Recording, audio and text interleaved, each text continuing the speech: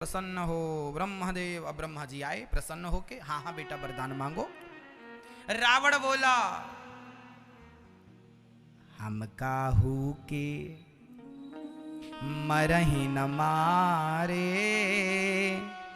बानर मनोज जाति दोई बारे, हम काहू के। रावण ने ब्रह्मा जी से वरदान मांगा कि हम काहू के मरहि ना ना ना मारे। हे प्रभु, हम किसी के, अर्थात रावण भी चाहता था मैं अमर हो जाऊं। अच्छा मैया आप लोग बताओ, आप लोग भी अमर तो होना नहीं चाहती हो?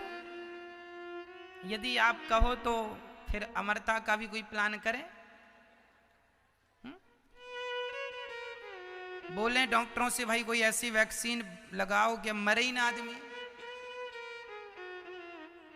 मैया आप लोगों को अमर होना रावण की तरह? हम काहू के मरे ही ना मारे, हम मरे ही ना, रावण कहता है हम ना मरे।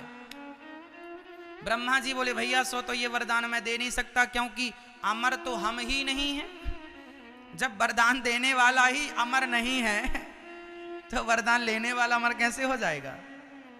ब्रह्मा जी बोले ये मेरे बस का वरदान नहीं है, तुमने गलत नंबर पर डायल किया है, गलत व्यक्ति को फोन लगा लिया।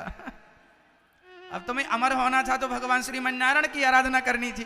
अब तुमने बुला लिया ब्रह्मा को, कह रहे हो अमर है ना। ब्रह्मा तो रोज मरते हैं, रोज मरते हैं, हाँ रोज। बताओ ब्रह्मा कितने साल के हैं? बोलो ब्रह्मा की आयु कितनी बड़ी होती है? सुनो मैया जी, ब्रह्मा की आयु 100 साल की होती है, पर ब्रह्मा जी के 100 साल बहुत बड़े होते हैं। कितना बड़ा? ब्रह्मा जी के एक दिन में 1000 चतुर्युग बीत जाता है। सतयुग त्रेता द्वापर कलयुग, सतयुग त्रेता द्वापर कलयुग, सतयुग त्रेता द्वापर कलयुग कितने बार बीत जाता है? जब 1000 बार सतयुग त्रेता द्वापर कलयुग बीत जाता है तब ब्रह्मा जी का एक दिन होता है। ब्रह्मा जी के एक दिन को एक कल्प कहते हैं। समझ रही हो मेरी मां? ब्रह्मा जी का एक दिन कितना बड़ा? 1000 बार। जैसे 7 दिन के बीतने को एक सप्ताह कहते हैं, 30 दिन के बीतने को माह कहते हैं, और 12 महीने के बीतने को वर्ष कहते हैं। उसी प्रकार जब 1000 बार सतयुग त्रेता द्वापर कलयुग, ये कौन सा युग चल रहा है? मैं ये बताओ, कलयुग। इसके पहले कौन सा युग था? त्रेता था? नहीं, द्वापर था। अच्छा, द्वापर के पहले क्या था? कौन सा? त्रेता। त्रेता के पहले क्या था? सतयुग। 4 युग। ये चारों युग जब 1000 बार बीत जाते हैं तब ब्रह्मा जी का एक दिन। ऐसे ब्रह्मा जी की 100 साल की आयु है। और जब ब्रह्मा जी 100 साल के हो जाते हैं तब भगवान श्रीमन नारायण अपनी एक बार पलक झपकाते हैं, ऐसे एक बार की पलक झपकाने में एक ब्रह्मा खत्म, एक ब्रह्मा गायब, कार्यकाल खत्म। ऐसा है।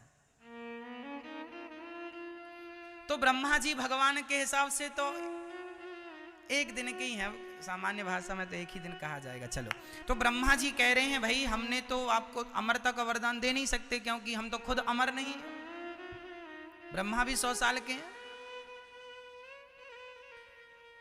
अब रावण ने कहा तो हम काहू के मर ही न मारे। अच्छा फिर एक काम करो, हम 2 लोगों से मर जाए, बानर मनुज जाति दुई बारे।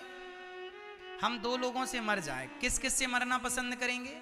एक तो बंदरों से, एक तो मनुष्यों से। किसी ने रावण से कहा कि तुमने बड़ा सस्ता वरदान मांग लिया। अरे बंदर तो सब जगह हैं, कोई भी तुम्हें मार देगा, और मनुष्य सब जगह हैं, कोई भी मनुष्य तुम्हें मार देगा। रावण हंसकर बोला कि ये बंदर और मनुष्य तो हमारे भोजन हैं। रावण खाता क्या था? ये सब बंदर बंदर खा जाता था। इसलिए जब हनुमान जी गए ना और लंका जलाई, और लंका जला के आए, तो रावण को एक मंत्री ने कहा सुनो, सीता माता को वापस कर दो, नहीं तो ये सोचो जिनका एक बंदर इतना पावरफुल है उनके बहुत सारे बंदर आएंगे तो क्या हाल होगा। तो रावण के कुछ चाटुकार मंत्रियों ने कहा रावण के कुछ चाटुकार मंत्रियों ने कहा, अरे महाराज, बंदरों से डरने की जरूरत नहीं, वो तो हमारा भोजन है, हम तो रोज बंदर मार मार के खाते हैं और हम तो कच्ची चबा जाते हैं, हम बंदर खा लेते हैं। हाँ। अब रावण को एक ने कहा कि अभी भी वक्त है, माता सीता को राम के हवाले कर दो। अच्छी बात कह रहा है ना वो, पर चाटुकार मंत्री ठकुर सोहाती ये लोग कह रहे हैं, अरे जरूरत ही क्या है, ये बंदर तो हमारे भोजन है। तो किसी ने कहा, क्यों? यदि बंदर तुम्हारे भोजन है, तुम बंदर खाते हो, तो जब हनुमान जी आए थे तब तुम सबन को पेट में कोई खराबी थी? पेट खराब था उस समय? यदि बंदर तुम्हारा भोजन था तो हनुमान जी आए थे तो काहे नहीं खा लिया हनुमान जी को? तब तुम्हारा पेट गड़बड़ था। ये दुनिया के लोग ना बड़े चापलूस हैं, ये जिसके सामने जैसी की तैसी बातें करते रहते हैं कि तुम्हारे सामने तुम्हारे ढंग की, अरे आप तो बड़े ये हैं, बड़े वो हैं, ये कह कह के ना लुटिया डुबा देते हैं। आपकी जो ज्यादा तारीफ करे उस व्यक्ति से थोड़ा सावधान रहने की जरूरत है। हाँ, जो आपकी ज्यादा तारीफ करे, हाँ, आपके मुंह में ज्यादा तारीफ करे वो थोड़ा, आपके पीठ पीछे कहे कि साहब वो बहुत अच्छे हैं, बहुत भले हैं, तो अच्छा है। थोड़ी बहुत तारीफ कोई करे तो उचित है, ठीक है, पर रोज रोज तुम्हारी तारीफें करे और कहे साहब आप तो ये हैं वो हैं, ये ऐसे लोगों से जरा बच के रहना, है ना। अब जैसे नेताजी अभी चुनाव जीते नहीं और पब्लिक ने जयकारा, नेता जिंदाबाद, जिंदा जीतेंगे भाई, जीतेंगे हमारे मंत्री जीतेंगे, जीते लो भैया, ये है ना, ये कौन लोग हैं? झूठा, जिस लायक वो है नहीं वो भी बातें कह रहे हैं, अरे आप तो ये हैं वो हैं, कुछ भी अर्थ क्या निकला। इसलिए हमारे यहां कहते हैं, निंदक नीरे राखिए, निंदा करने वाले को नीरे, नीरे मीन्स पास, निंदक नीरे राखिए, आंगन कुटी छवाए। यदि आप सुनो मेरी माँ, मैं आपको कथा में कहता हूं ना कि मैं कोई गलती करूं, मैं कोई गलत बात कहूं तो आप मुझे जरूर बताइएगा। यदि मेरे शुभ चिंतक आप हो तो मेरी त्रुटियां देखा करो, मेरी कमियां देखा करो, कमी आप देखोगे और मुझे बताओगे, मैं कमियां ठीक कर लूंगा। यदि आपने मेरी कमी नहीं देखी और केवल मेरी तारीफ करते गए, तो अब आप किसी की तारीफ करेंगे ना तो उस व्यक्ति को अहंकार आ जाएगा, अरे हम ऐसे हैं। और जिस व्यक्ति ने अपनी तारीफ सुन ली और सुनता गया और उसने उस तारीफ को सही मान लिया, उसका वहीं से पतन चालू हो जाता है। कल शायद हमने आपको यह भी समझाया था कि हमें, हाँ समझाया था, याद आ गया, कल हमने आपको समझाया था कि कोई हमारी स्तुति करे या कोई हमारी आलोचना करे, कोई हमारी तारीफ करे या हमारी निंदा करे, हमें किसी पर ध्यान देने की जरूरत नहीं है। यदि हम में कोई कमियां हैं और आपने हमारी कमी बताई तो हमें उसे ठीक करना चाहिए। क्यों जी, करना चाहिए। इसलिए मेरी माँ, आप जितनी मेरी माँ हो, जितनी मेरी बहनें हो, जितनी मेरी बेटियां हैं, जितने मेरे भाई हैं, जितने मेरे पिता तुल्य बड़े बुजुर्ग हैं, यदि ये दास अनिरुद्ध में कोई गलत बात कहता हूँ, कोई गलत बात कह देता हूँ, गलत शब्द कह देता हूँ, तो आप जरूर मुझे बताया करो। हम प्रश्नोत्तरी के समय पर भी आपसे पूछ लेते हैं कि हम में क्या कमियां हैं, बताइए। हमारी कमी आप बताएंगे तो वो हमारी कमी दूर हो जाएगी, नहीं बताएंगे बनी रहेगी सारी जिंदगी। तारीफ करने वाले बहुत लोग होते हैं मेरी माँ, कमियां बताने वाला, जब बेटा कोई गलती करता है ना, उसकी गलती पर जमाना भले उसे अच्छा कहे, पर उसकी माँ बताती है बेटा ये गलत कर रहे हो तुम, ये तुम्हारा निर्णय गलत है, क्योंकि माँ उसकी शुभ चिंतक है। अच्छा कहने वाले लाख मिल जाएंगे मेरी माँ, पर तुम्हारे मुंह में तुम्हारी गलती बताने वाले वही हो सकते हैं जो सच में तुम्हारे हैं, जो तुम्हारा हित चाहते हैं, वही तुम्हारी कमियां, वही गलती बता सकते हैं। नहीं तो जमाने को क्या परवाह। या निरुद्धाचार्य यहाँ बैठकर कथा सुनाए या गाली दे किसी को, लोगों को क्या करना है, हम क्या कर रहे हैं। कोई हमारा शुभ चिंतक होगा वही तो कहेगा कि महाराज जी आपके लिए ये आचरण शोभायमान नहीं है। क्यों? गलती बेटा करता है तो माँ उसे समझाती है, बेटा तुम्हारे दोस्त तुम्हें अच्छा कह। और आज कमी क्या है, आज बच्चे अपनी माँ को पसंद क्यों नहीं करते, आज बच्चे अपने पिता को पसंद क्यों नहीं करते, इसलिए कि माँ सदा उसकी कमियां देखती है। और दोस्तों को वो पसंद क्यों करता है, क्योंकि दोस्त सदा उसकी कमियां नहीं, केवल उसको झूठी तारीफ के पुलिंदे बांधते हैं, झूठी तारीफ कर करके। और आपके बच्चे को उल्टा चढ़ा, जैसे कहते हैं ना कहावत गांव की भाषा में, चने के झाड़ में चढ़ा देना। ये कहावत आपने सुनी है क्या मेरी माँ? चने के झाड़ में चढ़ा देना। किसी का नुकसान करना है तो आप उसका चने के झाड़ में चढ़ा दो, फिर देखो। इसलिए आजकल के बच्चे अपनी मां को पसंद क्यों नहीं करते ज्यादा? मां समझाती है तो बच्चों को अच्छा नहीं लगता। क्यों? क्योंकि मां सही शिक्षा देती है और उसके दोस्त लोग उसे गलत राह दिखाते हैं तो वो उसे अच्छे लगते हैं, क्योंकि वो तारीफ, झूठी तारीफ करते हैं। आजकल के बच्चे ये जानते नहीं हैं और झूठी तारीफों के चक्कर में बिगड़ जाते हैं और अपनी सच्ची माँ की सच्ची बातें इग्नोर करते जाते हैं। वहीं से उन बच्चों के संस्कार बिगड़ जाते हैं और उनका पतन हो जाता है। क्या ये बात सही कह रहा हूं मेरी माँ? क्या ये बात सत्य है? हाँ या ना? तो बताइए, मां कभी अपने बच्चे की ना झूठी प्रशंसा नहीं करती। करती है मां, करती है प्रशंसा। आप भी प्रशंसा किया करो पर सच्ची प्रशंसा किया करो। है कुछ और कह रहे हो कुछ और, ऐसा नहीं। सच्ची प्रशंसा कभी कभी कर दिया, इसके बाद सदा कमी अपने बच्चे की, बेटा तुम में अभी ये कमी है, तुम में अभी ये कमी है, तुम में अभी ये कमी है। क्या होगा कि जब कमी कमी बताएगा ना तो बेटा एक दिन गंगा की तरह निर्मल हो जाएगा, पवित्र हो जाएगा। अब कोई कमी रहे, फिर आप बड़े बड़े इंजीनियर, बड़े बड़े लोगों को बिठा लो और मैं 3.5 घंटे की कथा आपको सुनाता हूँ, ये दास अनिरुद्ध सुनाता है। 3.5 घंटे की कथा में शायद आप मेरी कमियां निकालने बैठोगे तो शायद 2-4 ही निकाल पाओगे। पहले ज्यादा निकाल सकते थे, उसके पहले और ज्यादा निकाल सकते थे, लेकिन क्या हुआ, आप लोगों ने, आप जैसे श्रोताओं से ना मैंने बहुत कुछ सीखा है। मेरे लिए तो मेरे गुरुजी हैं ही, पर मेरे श्रोता अर्थात आप भी मेरे गुरु ही हो, क्योंकि आप भी मुझे सिखाते हो, आप भी तो मुझे सिखाते हो।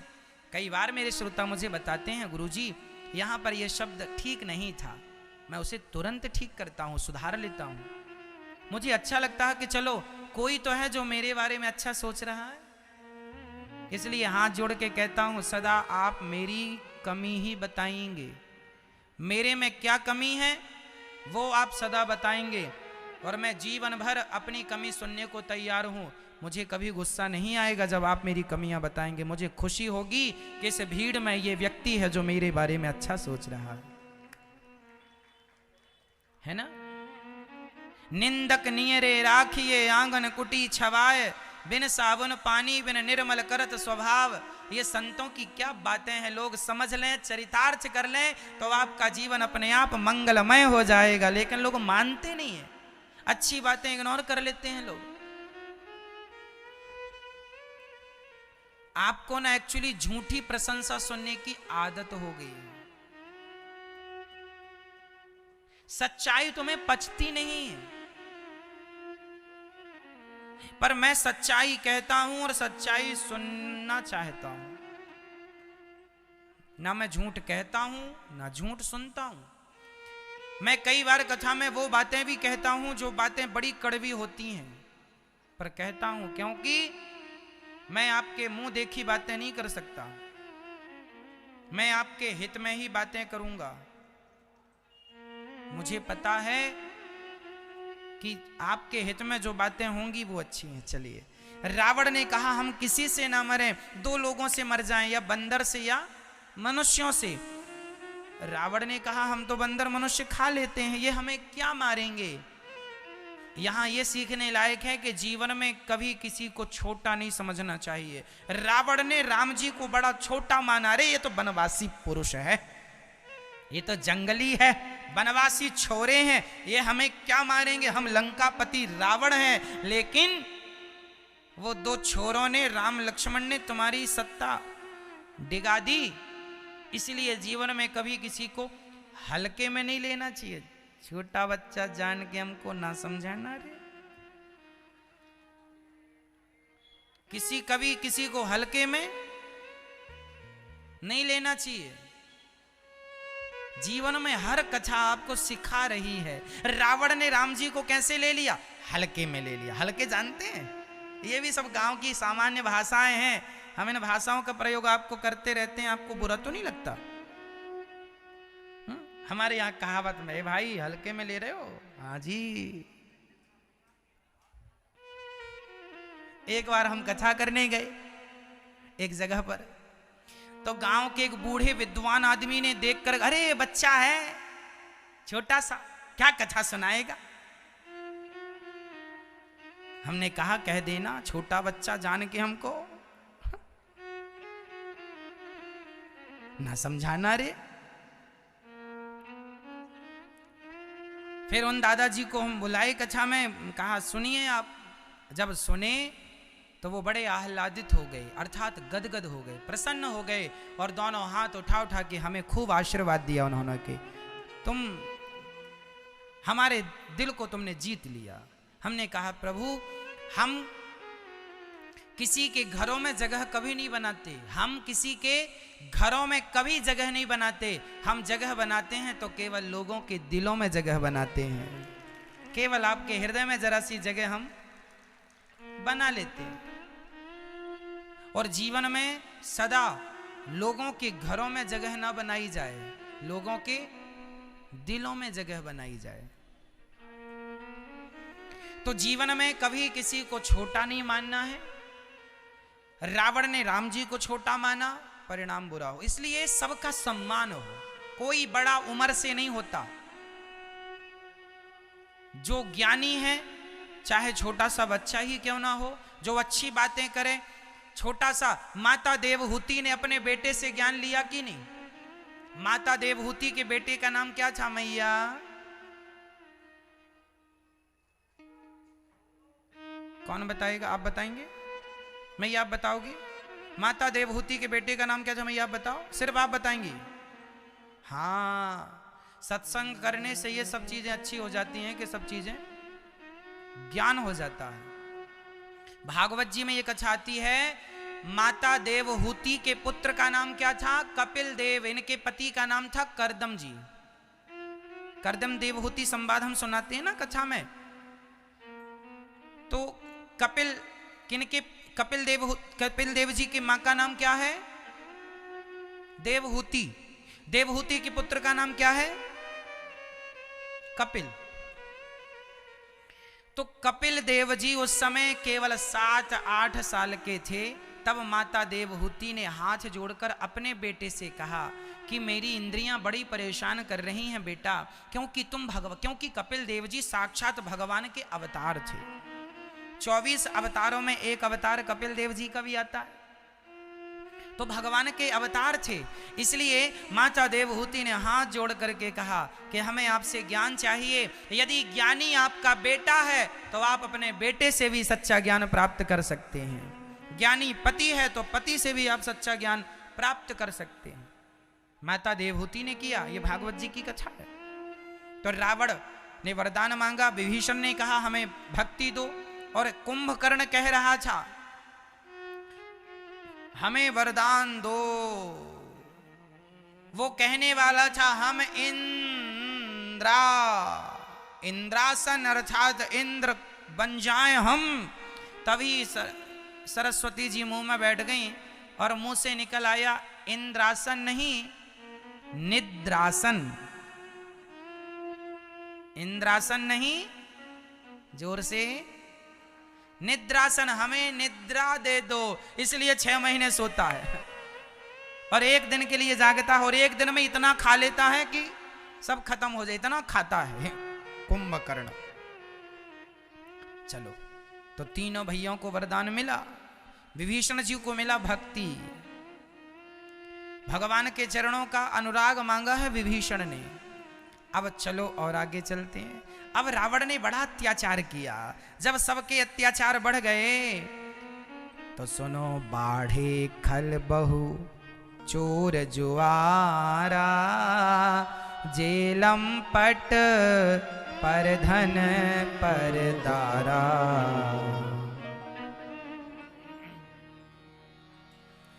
भक्ति और भाव का हम काहू के मरहि न मारे, वानर मनुज जाति दोई बारे।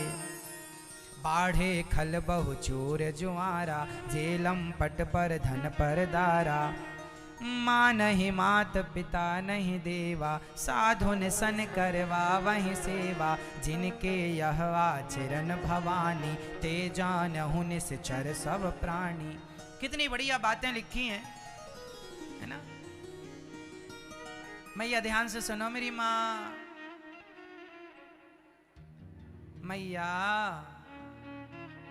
ओ मैया, जा रही हो कहाँ? घर जा रही हो मैया? अच्छा ठीक है, जल्दी आना। मैया आप बैठ जाओ मेरी माँ, बैठ जाओ थोड़ा शांति से, ठीक है। अब रावण के राज्य की यहां पर बातें लिखी हैं। रावण क्या क्या करता है? बाढ़े खल, रावण के राज्य में खल बड़े बढ़ गए। बाढ़े खल बहु चोर, चोर बड़े बढ़ गए। जुआरा, जुआड़ी, जुआ, रावण ना जुआ खिलवाता था। आप लोग जुआ तो नहीं खेलते? हमारी माताएं भी आजकल मोबाइल पर खेलती रहती हैं, ये भी जुआ है। लो, पहले पुरुष खेलते थे, आजकल माताओं को भी नशा हो गया। जुआ खेलने से सर्वनाश होगा। हम भागवत जी में सुनाते हैं ये प्रसंग, कथा में, राम कथा में भी ये सब चीजें हैं। जो अब देखो, रावण के राज्य में मां नहीं मात, मां नहीं मात पिता नहीं देवा, साधुन सन करवा वही सेवा। रावण के राज्य में ये हो गया। ये लंका में ऐसा कैसा हो गया? सुनो, रावण के राज्य में रावण ना वरदान पाया है तो अत्याचार कर रहा है, अपनी माता को नहीं मानता। मां नहीं मात। रावण के राज्य में बड़ों का सम्मान नहीं होता। बड़ों का सम्मान रावण के राज्य में नहीं, बड़ों का सम्मान तो राम राज्य में होता है। इसलिए रावण राज्य ना चालू। जिनके घर में बड़ों का सम्मान नहीं हो रहा है, एक्चुअली उनके घर में रावण राज्य चल रहा है। और जिनके घर में बड़ों का सम्मान हो रहा है, वही तो राम राज्य है। आप चाहें तो अपने घर को राम राज्य बना ले, नहीं तो रावण राज्य तो बन ही जाएगा। तो जिनके मां नहीं मात पिता नहीं देवा, जो अपनी मां को ना माने, पिता को ना माने, ये सब रावण के रिश्तेदार हैं। मां नहीं मात पिता नहीं देवा, साधुन सन करवा वही सेवा। राम राम राम राम राम। साधुओं से कभी काम नहीं करवाना, दो लोगों से कभी अपना काम ना कराओ। पहला साधु, दूसरा ब्राह्मण। कई बार हमने देखा कि लोग, जैसे आप लोग वृंदावन आते हैं ना, तो बड़े पैसे वाले लोग जब वृंदावन आते हैं ना, अब तो देखो व्यवस्थाएं ठीक हो गई। पहले क्या होता था, आश्रमों में विद्यार्थी रहते थे, जैसे हम आश्रम में पढ़ते थे, तो सारे ब्राह्मण बालक आश्रमों में रहते हैं और वहां रह करके वो कुछ सेवा करते हैं और वो पढ़ते हैं। पर कुछ पैसे वाले लोग आते हैं ना, तो वो चाय पीते हैं और चाय पी के वहीं अपना कप रख देते हैं। पर वहां सेवा में उस समय विद्यार्थी होते हैं ब्राह्मण बालक, तो फिर वो तुम्हारी जूठा कप उठा करके ले जाते हैं। कोशिश ये करो कि आपकी थाली, आपकी जूठी गिलास कभी ब्राह्मण से ना उठवाना और कभी संतों से ना उठवाना। यदि उठवा लोगे तो वहीं से तुम्हारी उल्टी गिनतियां चालू हो जाएंगी।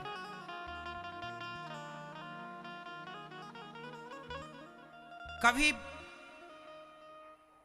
ब्राह्मण से अपना जूठा सामान ना उठवाना। इसलिए कभी भी गुरु के घर जाना चाहिए ना। मैं आज 2022 चल रहा है ना, मैं आज भी अपने गुरुजी के यहाँ जाता हूँ ना, और जब गुरुजी के यहाँ कभी मैं पानी पीता हूँ ना, तो जिस गिलास में मैं पानी पीता हूँ, मैं स्वयं अपने हाथ से उस गिलास को धुलता हूँ और धुल के रखता हूँ। क्योंकि यदि मैं नहीं धुलूंगा तो मेरी गुरु माता धुलेंगी, तो क्या मैं अपनी गुरु माता को अपनी जूठी गिलास धुलवाऊं? क्या ये संस्कार है मेरे? नहीं, ये शिष्टाचार है कि जिसे आपने पूज लिया है,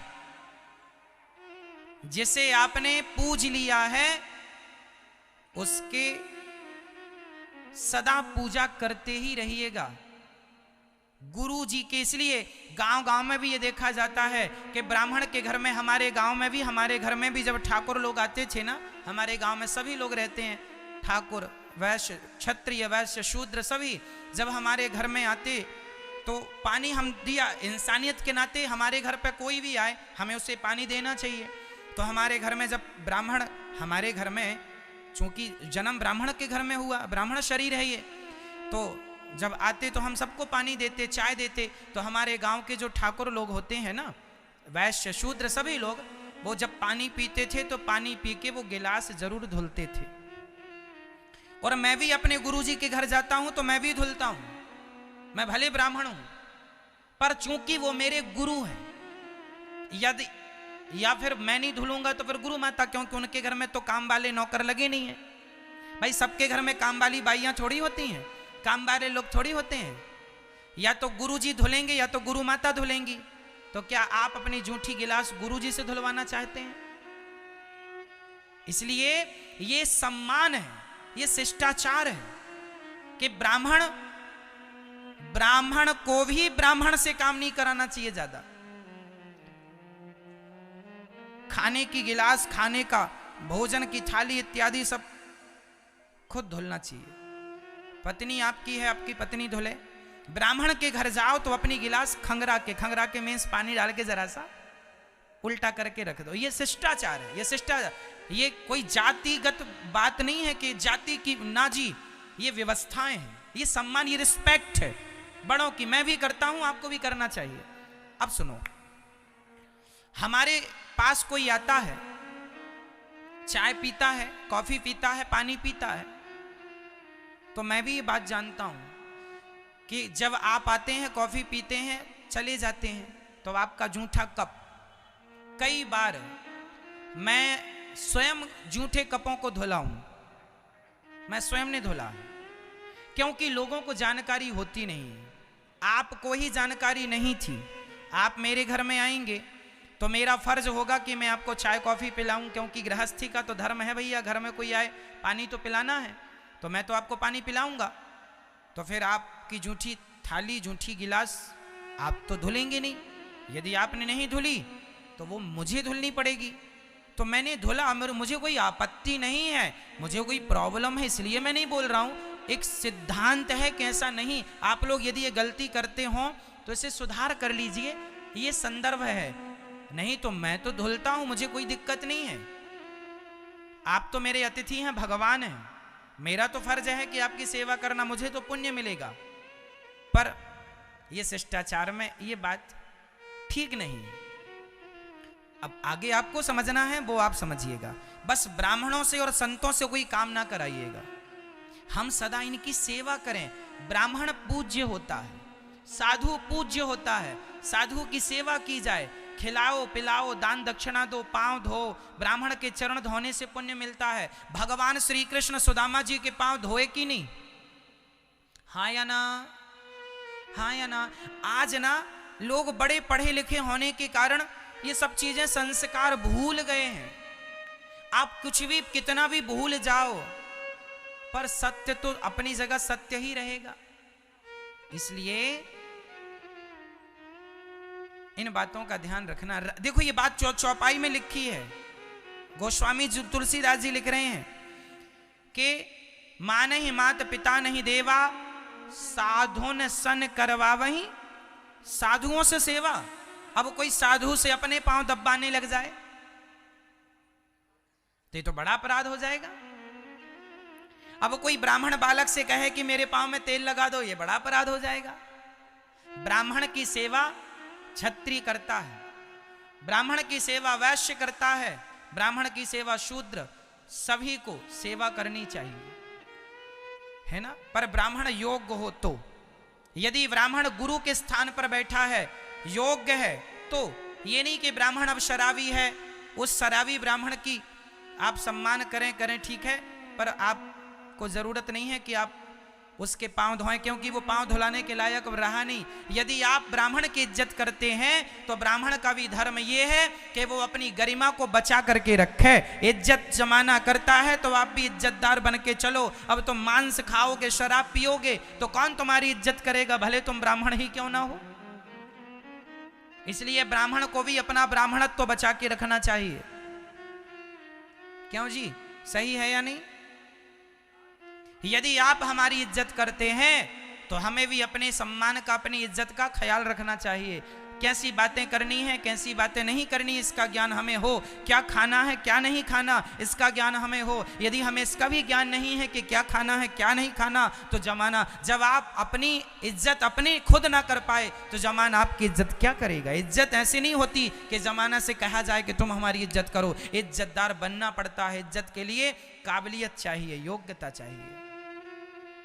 इसलिए अपने अपने धर्म का निर्वहन करना चाहिए। ब्राह्मण अपने धर्म का काम करे। ब्राह्मण के 6 कर्म होते हैं, वेद पढ़ना, वेद पढ़ाना, यज्ञ करना, यज्ञ कराना, दान लेना और दान देना। ये 6 काम ब्राह्मण के हैं। ब्राह्मण के कितने कर्म हैं? 6। यज्ञ करना, यज्ञ कराना, दान लेना, दान देना, वेद पढ़ना और वेद। आजकल के ब्राह्मण तो जनेऊ भी नहीं पहनते, यज्ञोपवीत।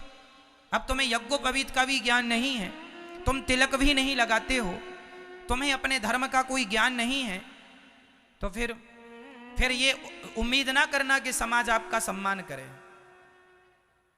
आप जहां हैं अपनी जगह सही हैं। आप शराब पीने लग गए हैं, आप मांस खाने लग गए हैं, तो अब आप समाज से ये उम्मीद ना कीजिए कि वो आपकी इज्जत करेगी। अब आप इज्जत करने के योग्य नहीं रहे, अपने आचरण से गिर गए हैं आप। इसलिए धर्म का पालन सबके लिए है, चाहे हम हो चाहे आप हो। धर्म की परिभाषा सबके लिए एक है। सत्य बोलना चाहिए। ये सत्य बोलना ब्राह्मण को भी चाहिए, क्षत्रिय को भी चाहिए, वैश्य को भी चाहिए, शूद्र को भी चाहिए। सत्य मतलब सत्य, चाहे तुम किसी भी जाति को हो, किसी भी हिंदू हो, मुसलमान हो, ईसाई हो, सिख हो, किसी भी जाति समाज धर्म पंथ से हो, सत्य सबके लिए है। हाँ या ना? माता की सेवा करना चाहिए, सबके लिए है। ब्राह्मण, क्षत्रिय, वैश्य, शूद्र, हिंदू, मुस्लिम, सिख, ईसाई सब माता की सेवा करें। सबके लिए व्यवहार आचरण एक है। इसलिए जमाना हमारी इज्जत करता है तो हमें भी अपनी इज्जत का ध्यान रखना चाहिए। आपका कोई सम्मान कर रहा है तो आप भी उसकी इज्जत का सम्मान कीजिए। ठीक है ना? समझ में आ रहा है ना मेरी माँ? ठीक है। तो कभी संतों से कोई काम नहीं कराएंगे और कभी ब्राह्मणों से कोई काम नहीं कराएंगे। सदा ब्राह्मणों का कोई काम करेंगे, सदा साधुओं का कोई काम करेंगे, उनसे आशीर्वाद लेंगे, क्योंकि ईश्वर ने इन्हें आशीर्वाद देने के लायक बनाया है। ब्राह्मण और संत आशीर्वाद दे सकते हैं। ठीक है? तो इनका आशीर्वाद लिया जाए, इनसे काम ना कराया जाए। रही गृहस्थी की बात, अब आप ब्राह्मण हैं और आप गृहस्थ में हैं और आपके घर कोई आया है अतिथि, उसने चाय पी है और आप उसका कप धुल रहे हैं, इसमें कोई आपत्ति नहीं है। अतिथि भगवान होता है। हम ब्राह्मण भले हैं पर हम एक गृहस्थी हैं और गृहस्थी का धर्म है कि अतिथि आ जाए हमारे घर में, आप भोजन करेंगे तो हम आपसे ये नहीं कहेंगे कि आप थाली धुलिए। हम यदि ये कह देंगे तो अपराध हो जाएगा। वो तो आपकी समझदारी है कि आप धुलें ना धुलें। यदि आप नहीं धुलेंगे तो हमें धुलने में कोई आपत्ति नहीं है। ठीक है? ये धर्म की बातें हैं, ये बड़ी गूढ़ बातें हैं। इन बातों पर बहुत पहले विचार होता था, अब तो लोग ये बात आज कई लोग तो पहली बार ही सुन रहे होंगे ये बातें।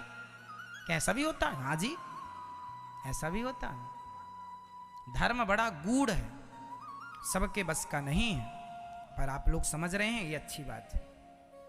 चलो, रावण ने खूब अत्याचार किया, ब्राह्मणों को, संतों को मारा, खूब तंग किया। और जब भर जाता है ना आदमी का पाप, अब पृथ्वी धैनु रूप धरी हृदय विचारी, गई तहां जहां सुर मुनि झारी। अब पृथ्वी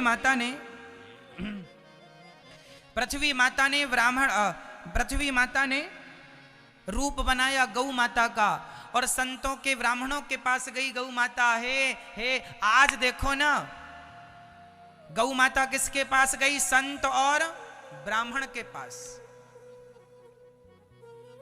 एक बात बताऊं मेरी मां, आप कहते हो ना साधु का कभी अपमान ना करना। आज भारत देश में यदि भारत नस्ल की शुद्ध गाय बची, गाय गौ माता, काऊ गाय यदि बची है, तो आज केवल साधु और ब्राह्मणों के कारण गाय बची हुई है। आज बड़ी से बड़ी संख्या में साधुओं के पास गाय हैं, वो संरक्षण कर रहे हैं गायों का। हजारों की मात्रा में साधुओं के यहां गाय मिल जाएंगी आपको, देसी नस्ल की गाय।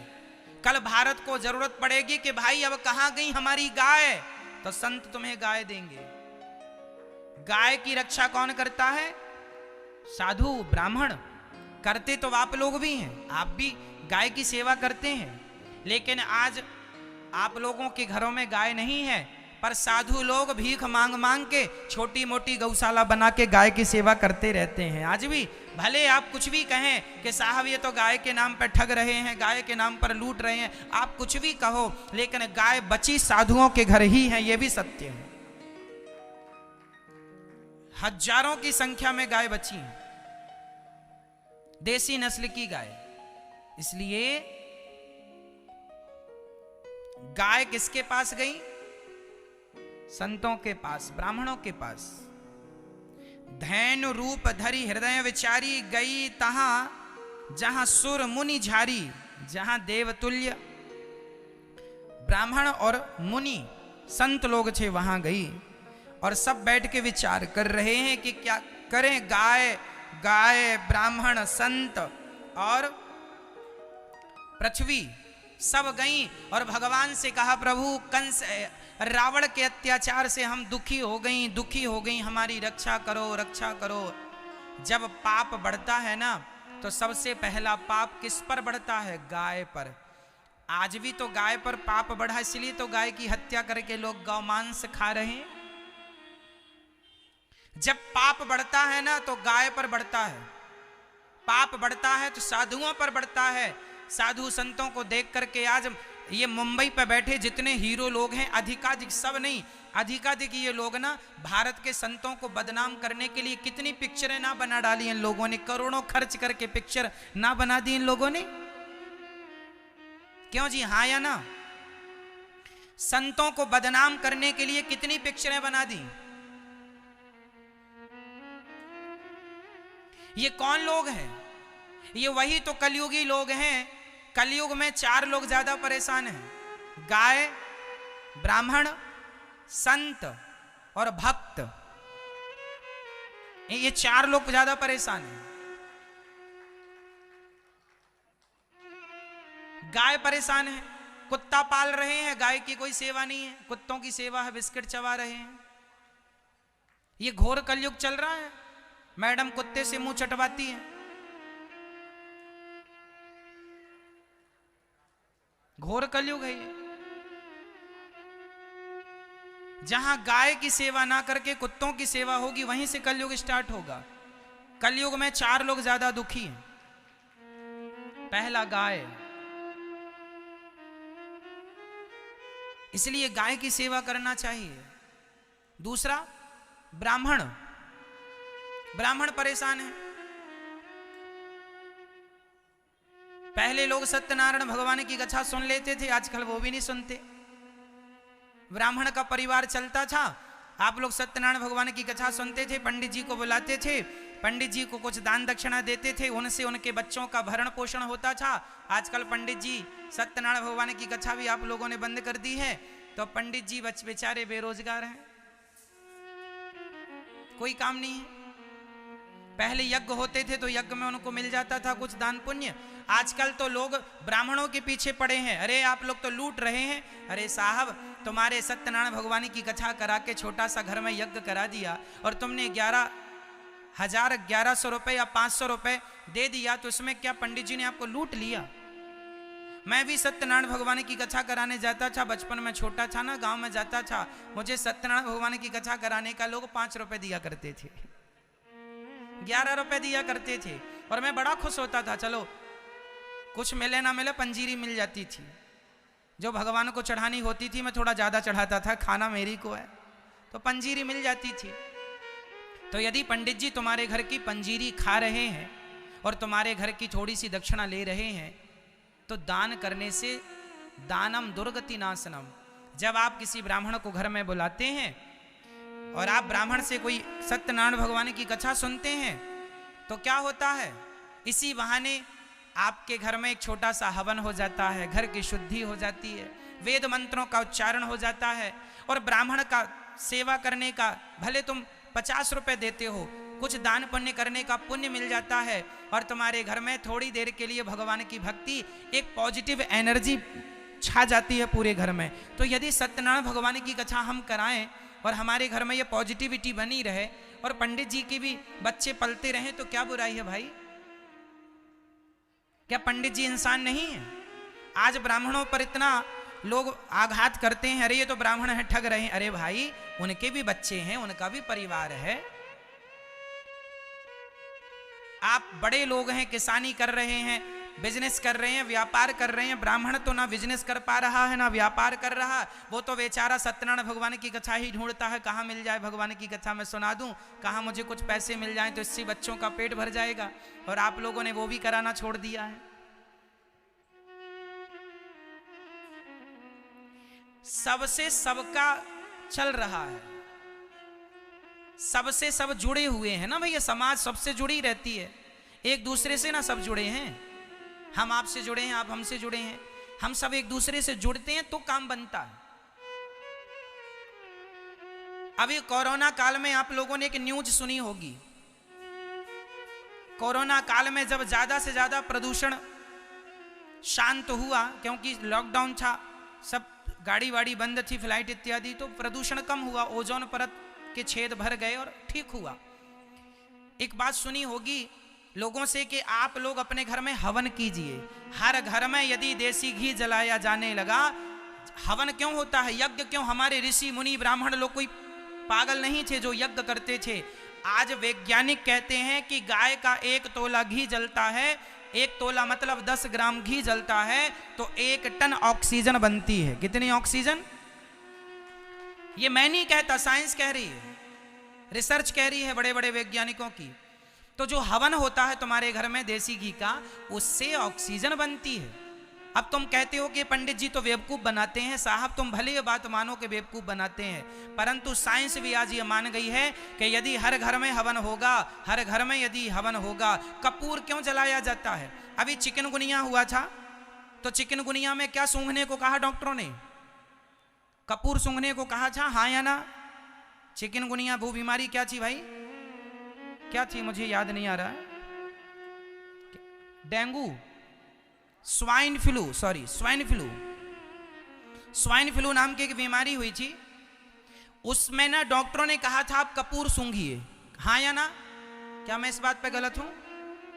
स्वाइन फ्लू की बीमारी पर कहा गया था ना कि इलायची और कपूर एक पोटरी में बांध के बच्चों के गले पे लटका दो, ताकि इसकी खुशबू, जहां कपूर की खुशबू होती है वहां बहुत सारे बैक्टीरिया।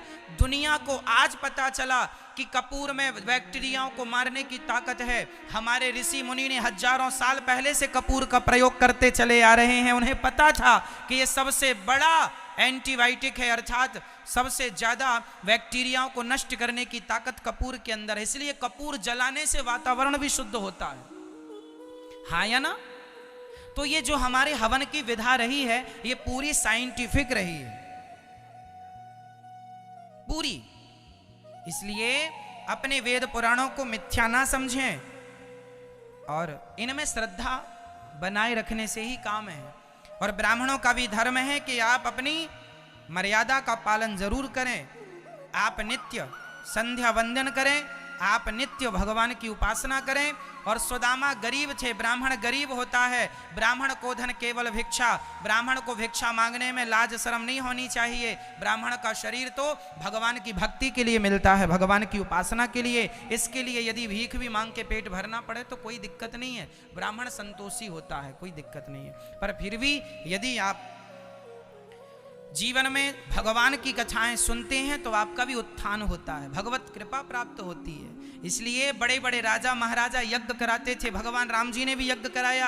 आप यज्ञ नहीं करा सकते तो सत्यनारायण भगवान की कथा ही करा लिया करिए। कभी कभी अमावस पूर्णिमा आपके घर में भी छोटा सा यज्ञ हो जाएगा, घंटे भर का।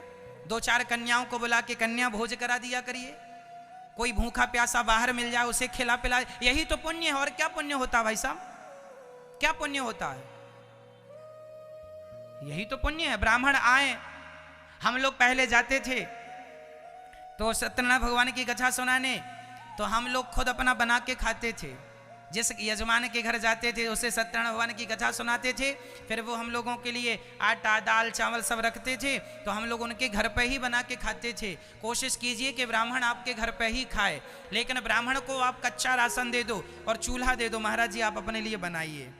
पूछ लीजिए कि आप हमारे हाथ का खाएंगे, यदि वो आपके हाथ का खाना पसंद करें तो आप अपना हाथ से खिलाइए, नहीं वो अपना बना के खाएं तो और अच्छा है कि ब्राह्मण अपने हाथ का बनाया हुआ खाए, खुद बनाए, खुद भोग लगाए, खुद खाए। बस आपका अन्न जो है वो ब्राह्मण के पेट में जाना चाहिए, साधुओं के पेट में जाना चाहिए, दीन दुखियों जरूरतमंदों के पेट में जाना चाहिए। ये बड़े बड़े पिक्चर बनाने वाले लोगों ने खूब खूब संतों का अपमान किया है साहब, खूब अपमान किया है। एक पिक्चर बना दी, उसमें कह दिया कि शंकर, एक बच्चे ने मेरे से कहा महाराज जी वो बंबई वाले पिक्चर बना रहे हैं। हमने कहा कौन सी? बोले पिक्चर बना दी और कह दिया शंकर जी को दूध क्यों चढ़ाते हो, ये तो नाली में चला जाता है, आप किसी गरीब को पिलाया करो। तो मैंने उससे कहा भाई साहब बताओ, ये गौरी गोपाल वृद्धाश्रम है, यहाँ आपको कहीं दूध बहता हुआ दिखाई पड़ रहा है? चलो आप लोग बताओ, आपको यहाँ कहीं दूध बहता हुआ दिखाई पड़ा? नहीं पड़ा? नहीं, अच्छे से देखना, यहां रोज दूध बहता है। कहां पर? हम दूध की बनाते हैं खीर और रोज सवेरे संतों को खीर बांटते हैं अन्य क्षेत्र में। पिक्चर बनाने वालों ने क्या कहा? यही तो कहा था कि शंकर जी को दूध ना चढ़ाया करो, किसी गरीब को खिलाया करो। उन लोगों ने कहा था, हम कर रहे हैं। उन लोगों ने सिर्फ कहा था, हम इस बात को कर रहे हैं। हजारों संत यहाँ रोज अन्य क्षेत्र में भोजन करते हैं। गौरी गोपाल जी के नीचे रसोई चलती है। आप में से कितने लोग ऐसे हैं जिन्होंने गौरी गोपाल जी की रसोई में भोजन किया, जरा हमें बताइए। तो आप लोगों ने भोजन किया, आप लोगों से हमने कोई चार्ज लिया क्या? नहीं लिया। भोजन अच्छा था कि नहीं? अच्छा था, पैसे नहीं लगे ना, भोजन मिला ना। तो आप बताओ कि ये दास अनिरुद्ध, हम शंकर जी को दूध नहीं चढ़ाते, हम तो आप लोगों की सेवा को ही भगवान की सेवा मानते हैं। अब ये सवाल उनसे किया जाए जिन्होंने पिक्चर बनाई कि भाई साहब ये बताओ कि आपने पिक्चर तो बना दी, कह दिया शंकर जी को दूध ना चढ़ाओ, गरीबों में बांटो, तो ये बताओ तुमने कितना बांटा? पूछो उन लोगों से कि तुमने उपदेश तो अच्छा दिया, लेकिन किया कितना? कितना कर लिया उन लोगों ने? केवल बोलना है मेरी मां, केवल कहना है। उनके द्वार पर तो एक प्याऊ भी नहीं मिलेगा कि किसी प्यासे को गिलास भर पानी मिल जाए। वो तो पानी भी ना पिलाएं किसी को, खाने की तो दूर रही। ये दास अनिरुद्ध ने एक सपना देखा। मैंने एक स्वप्न देखा कि यहाँ गौरी गोपाल गुरुकुल बनेगा, गौरी गोपाल विद्यालय बनेगा, जहां सारे बच्चे गौरी गोपाल की नींव जल्दी से रखी जाएगी और 1 साल के अंदर, 1.25 साल के अंदर विद्यालय बनकर तैयार होगा, जहां सभी विद्यार्थियों को निःशुल्क शिक्षा दी जाएगी। कौन सी शिक्षा? वेद और विज्ञान दोनों का समन्वय रहेगा। वेद की और विज्ञान की दोनों की शिक्षा रहेगी। यदि ये दास अनिरुद्ध, मैं कोई व्यापारी नहीं हूं, मैं कोई बिजनेसमैन नहीं हूं, मेरे पास हजारों करोड़ रुपए नहीं है, यदि मैं भीख मांग मांग के विद्यालय बनाने का सपना देख सकता हूं, तो इन लोगों ने पिक्चर बनाने में हजारों करोड़ रुपए लिए और हजारों करोड़ का प्रॉफिट पिक्चर देती है। इनसे पूछो कि इन्होंने कितने कॉलेज, कितने यूनिवर्सिटी, कितने विद्यालय बनाए हैं अपने उस पैसे से। शंकर जी को दूध ना चढ़ाओ इसके लिए पिक्चर बना दी 1000 करोड़ खर्च करके। कितने विद्यालय बनाए हैं जरा पूछो इन लोगों से। है इनके पास कोई उत्तर? बोलो भैया जी। इन लोगों को यदि समाज की इतनी ही चिंता होती तो ये भी करते ना। कहने से नहीं होता, कहने से नहीं होगा, करने से होगा। क्या आप मानते हैं इस बात को? कहने से काम हो जाएगा? कहने से नहीं होगा ना। इन लोगों ने पिक्चर बनाई कि शंकर जी को दूध क्यों चढ़ाते हो। तो मुझे एक बात बताओ, शंकर जी को दूध चढ़ाना, शंकर जी को दूध चढ़ाने से किसी मां, बहन और बेटी का सुहाग नहीं उजड़ता। लेकिन शराब लोग पी रहे हैं। कितनी बहनों का भाई मर गए शराब पीकर, कितनी पत्नियों के पति मर गए शराब पीकर, कितनी माओं के बेटे मर गए शराब पीकर। आज हमारा देश, हमारी देश की महिलाएं क्या शराब से परेशान नहीं हैं? जवाब हाँ या ना में दो। क्या भारत की आम महिलाएं, क्या आम बहन बेटियां शराब से परेशान नहीं हैं? अपने पति की, अपने बेटे की, अपने भाई की शराब से परेशान नहीं है? हाँ या ना? यदि शराब से परेशान हैं तो ये मुंबई वाले पिक्चर बनाने वाले लोगों को, इन्होंने ये तो पिक्चर बना दी कि शंकर जी को दूध नहीं चढ़ाना चाहिए। इन लोगों से कहो कि तुमने ये पिक्चर क्यों नहीं बनाई कि शराब भी नहीं पीना चाहिए, वही पैसे से बच्चों को पढ़ाओ लिखाओ, पत्नी को साड़ी लाओ, अपने लिए घर बनवाओ। ऐसे भी तो एक पिक्चर मोटिवेशन में बना सकते थे, लेकिन नहीं बनाई। उनने केवल शंकर जी को ही टारगेट किया। केवल सनातन धर्म ही उनकी आंखों में खटक रहा है कि ये दूध क्यों चढ़ाते हैं, ये मंदिर क्यों जाते हैं। क्यों जी बताइए, शंकर जी को दूध चढ़ाना ज्यादा हानिकारक है या शराब पीना ज्यादा हानिकारक है? जवाब आप दीजिए जोर से। तो शराब पीना नुकसानदायक है तो ये मूर्खों को क्यों नहीं दिख रहा है कि समाज शराब पी के बर्बाद है? तो हम भी एक पिक्चर बना के समाज को जागरूक करें और शराब से दूर रखने की कोशिश करें। नहीं करेंगे ये लोग। क्यों? क्योंकि खुद पीते हैं, क्योंकि ये खुद पीते हैं। इनके खुद बेटे चरस, अफीम, गांजा का कारोबार अभी पकड़े गए हैं। महारथी के बेटे काहे में पकड़े गए हैं? ये अपनी औलाद को तो संस्कार पहले दे दें, फिर आपको संस्कारों की बातें बताएंगे। खुद की औलाद तो अफीम बेच रही है। हाँ या ना? जोर से बोलो। ये अपनी औलाद को बचा लें, पहले संस्कार दे दें इनको, फिर तुम्हारे बारे में सोचेंगे। इसलिए मेरी माँ, मैं डींगे नहीं मारता, मैं केवल बातें नहीं करता, मैं तो कहता हूं शंकर जी को दूध चढ़ाना हमारी श्रद्धा है। शंकर जी को दूध चढ़ाना हमारी आस्था है, श्रद्धा है। और हमने 2-5 रुपए का दूध चढ़ा दिया तो हमारा बिगड़ क्या गया? गोवर्धन जी में तो हमारे गिरिराज भगवान को दूध चढ़ता है। दूध की धार से लोग परिक्रमा लगाते हैं। यदि हमारी आस्था है कि हम दूध की धार से परिक्रमा लगाएं तो हम कोई चोरी करके थोड़ी पैसा ला रहे हैं। हम अपनी मेहनत का पैसा यदि हम ये भाव बनाएं, तुम्हें लगता है ये दूध नाली में बह रहा है, चलो एक बात बताओ, आज हम इसका उत्तर दे ही दें आपको। एक बात बताओ, ये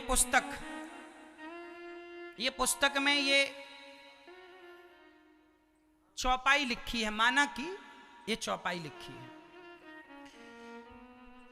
आप पुस्तक पर चौपाई लिखी, चलो मैं अब दिखा ही दूं आपको। ये देखो, ये रामचरितमानस है ना, इसमें चौपाई लिखी है। इसमें एक चौपाई है, मंगल भवन, बोलो, मंगल भवन अमंगलहारी द्रवं सुदशरथ अजिर बिहारी।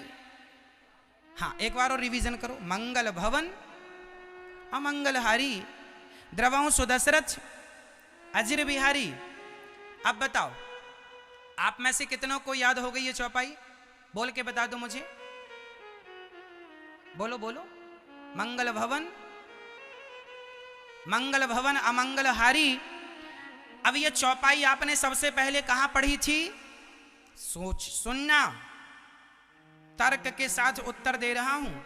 शंकर जी को दूध क्यों चढ़ाते हैं, उसका उत्तर दे रहा हूं, ध्यान से सुनना, तर्क के साथ, साइंटिफिक उत्तर सुनिएगा। हम हवा में लाठियां नहीं भांजते, सुनिएगा। चौपाई सबसे पहले हमने रामचरितमानस में पढ़ी कि मंगल भवन अमंगलहारी द्रवं सुदशरथ अजिर बिहारी, हमने पढ़ी और पढ़कर हमने याद कर लिया। अब वो चौपाई पहले पुस्तक में थी, पर पुस्तक से अब मेरी खोपड़ी में आ गई कि नहीं, मेरे मस्तिष्क में आ गई कि नहीं, हाँ या ना? तो जब वो चौपाई मेरे मस्तिष्क में आई तो कागज तो वहां पर कोरा हो गया होगा। चौपाई तो अब वहां से उठ के मेरी खोपड़ी में आ गई ना, क्यों? तो कागज कोरा हो गया क्या? भाई चौपाई तो मेरी खोपड़ी में आ गई तो वहां तो कोरा हो जाना चाहिए, तो कोरा हुआ क्या? वो जगह खाली हो गई क्या? आप रामचरितमानस पढ़ते हैं तो जो चौपाई आपको याद होती है, तो क्या वो चौपाई वहां से गायब हो जाती है क्या? जैसे चौपाई वही है, पर उस चौपाई को आपके मस्तिष्क ने ग्रहण कर लिया, आपके मस्तिष्क ने उसे ग्रहण कर लिया। चौपाई ज्यों की त्यों जहां की तहां कागज में लिखी है, लेकिन आपने उसे ग्रहण कर लिया, आपने उसे याद कर लिया, आपने उसका प्रयोग भी कर लिया, लेकिन वो जहां की तहां लिखी है। उसी प्रकार जब भक्त शंकर जी को दूध चढ़ाता है तो दूध की धार तो यहां बह रही है, पर भगवान उस दूध को उसी तरह ग्रहण कर लेते हैं जैसे चौपाई को आपके मस्तिष्क ने ग्रहण कर लिया। उसी प्रकार भगवान अपने भक्तों की आस्था को ग्रहण कर लेते हैं। और ये मूर्ख लोग क्या जाने भक्ति और भाव के विषय को, ये क्या जाने प्रेम को? जो प्रेम किया ही नहीं वो प्रेम की परिभाषा क्या जाने? क्यों जी? इसलिए मेरी मां, तुम्हें संतों के प्रति भड़काने वाले, पिक्चर बना बना के ये संतों का अपमान करने वाले बहुत लोग मिल जाएंगे, लेकिन आपको आजकल आपके बच्चे ना उन्हीं की बातें ज्यादा सुनते हैं, पिक्चर ज़्यादा देखते हैं, सीरियल ज़्यादा देखते हैं, और वो उनको ही अपना गुरु बनाए बैठे हैं। जरा बच्चों को बताओ कि बेटा वो अपनी औलाद को ना संभाल पाए तो तुम्हें संभाल लेंगे, तुम्हें संस्कारी बना लेंगे। इन बच्चों का भविष्य पिक्चरों में नहीं है, इन बच्चों का भविष्य कथाओं में है, सत्संग से है। यदि सत्संग से जुड़ेंगे तो यथार्थ ज्ञान पाएंगे, नहीं जुड़ेंगे तो ना घर के रहेंगे ना घाट के रहेंगे। तो मैं शंकर जी को दूध चढ़ाऊं, ये मेरी आस्था है, इसमें किसी को कोई आपत्ति नहीं होनी चाहिए। क्यों जी होनी चाहिए? आपत्ति हो तो शराब में आपत्ति हो। शराब छोड़ने के लिए, शराब के लिए क्यों नहीं पिक्चर बनाई? बनाई नहीं, बल्कि और कह दिया मुझे पीने का शौक नहीं, पीता हूं गम भुलाने को लोहिया। उल्टी उल्टी सिखा भारत के भोली भाली जनता को आप लोग कहते हैं ये गुरु, ये साधु संत लोग ठग रहे हैं। अरे साधु संतों ने नहीं ठगा, ये पिक्चर बनाने वालों ने तुम्हारे को ठग लिया है, तुम्हें शराबी बना दिया। तुम कभी शराब ना पीते, लेकिन इन्होंने पी पी के बता बता के खुद तुम्हें शराबी बना दिया। अरे बड़े बड़े हीरो बड़ी बड़ी पिक्चरों में अमिताभ बच्चन साहब शराब पीते नजर आ रहे हैं, बड़े बड़े सुपर डुपर स्टार शराब पीते नजर आ रहे हैं, भले वो रियल जिंदगी में ना पिए। कौन शराब पीता है कौन नहीं पीता, मैं किसी पर आरोप प्रत्यारोप नहीं